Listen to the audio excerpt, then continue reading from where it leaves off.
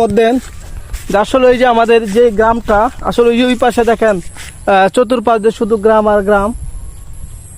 এদিক দিয়ে ওই দিক দিয়ে দেখতেছেন আসলে এটি একটা গ্রাম। দেখেন কোনো আশপাশ কোনো বাড়িঘর নাই, এটি একটি মাটির রাস্তা।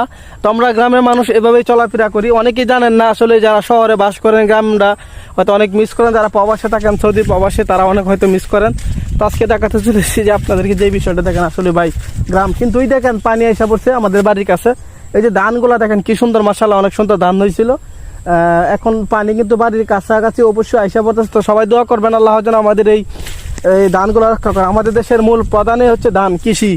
আমাদের বাংলাদেশ ভাবলে সবার আগে মনে আসে আমাদের কৃষির কথা, কারণ আমাদের এই দেশটা কৃষকের উপর নির্ভর। আমরা বাচ্চারা কোনো কিছু খেতে পারি না, বাচ্চারা কোনো কিছু চোখে দেখি না।